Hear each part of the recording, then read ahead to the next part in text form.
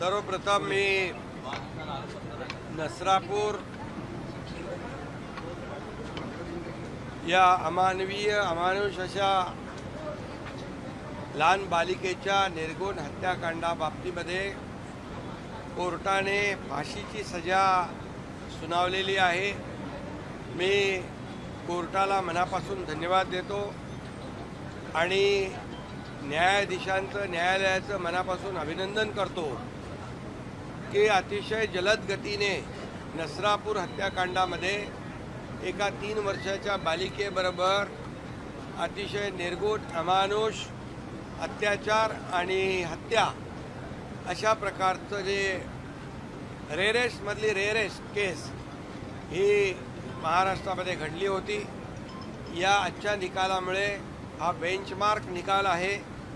यापुढे अशा प्रकारच्या वृत्तीचे गुन्हेगार, हॅबिच्युअल गुन्हेगार अशा प्रकारचं कृत्य करण्यात धजावणार नाहीत आणि त्यामुळे अतिशय जलद गतीने पोलिसांनी देखील तपास केला। 2 आठवड्यामध्ये चार्जशीट फाईल केली।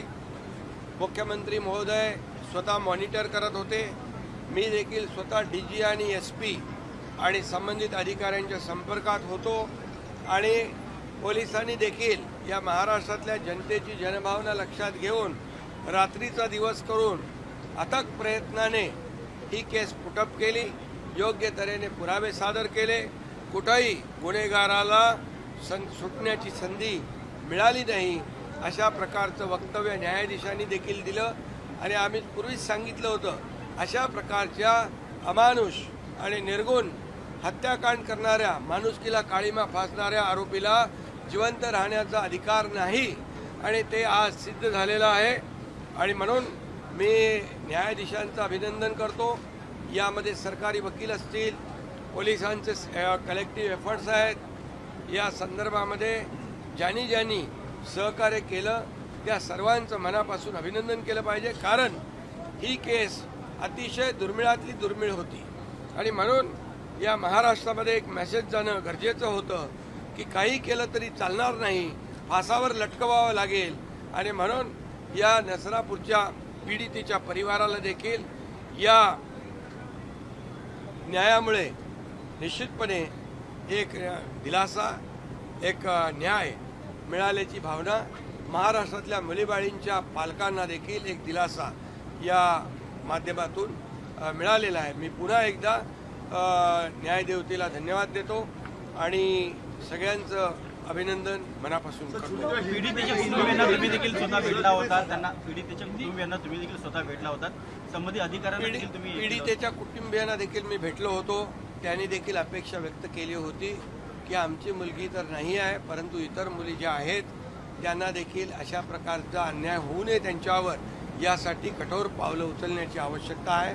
आणि त्याच वेळेस पोलीस, SP, DG संबंधित जे काही टीम तयार केली होती गृह विभागाने मुख्यमंत्री महोदयांच्या मार्गदर्शनाखाली, त्याच्या सातत्याने आम्ही संपर्कामध्ये होतो आणि पोलिसांनी देखील अतिशय चांगलं काम केलं आणि म्हणून एक पोलिसांनी या केसमध्ये कमी वेळामध्ये चार्जशीट फाईल करून सगळ्या प्रकारचे पुरावे या ठिकाणी सादर केले आणि या केसमध्ये 3 गुन्हे दाखल होते। एक पॉक्सो होता, एक रेप होता, एक मर्डर होता। न्यायाधीशांनी 3ही गुन्ह्यांमध्ये आरोपीला पॉक्सोला पण फाशी, हत्येला पण फाशी आणि रेपला पण फाशी, त्यामुळे याला तात्काळ फाशी होईल आणि एक सामाजिक मेसेज या गुन्हेगारांमध्ये जाईल।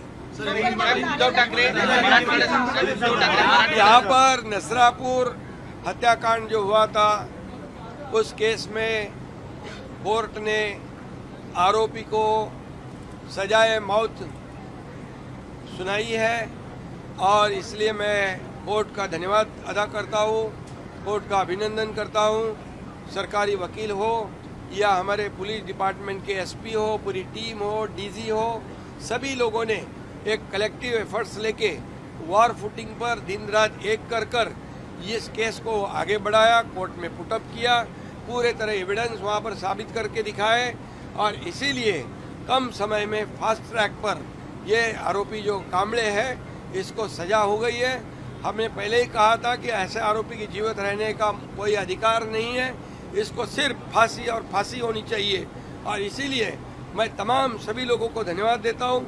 मुख्यमंत्री जी देवेंद्र जी खुद ही इस केस को मॉनिटर कर रहे थे, वो भी यहाँ पर हमारी जो टीम थी उसको सहयोग कर रहे थे। होम डिपार्टमेंट का भी इसमें धन्यवाद उनको देना चाहिए, क्योंकि ये एक बेंचमार्क डिसीजन है। इससे आगे ऐसे कृत्य करने वाले, ये रेयरेस्ट केस है, ऐसे कोई भी गुनाहगार फिर से ऐसी कोशिश करने की हिम्मत नहीं करेगा। ऐसी वृत्ति को गाड़ देना चाहिए, खत्म करना चाहिए, फांसी देनी चाहिए।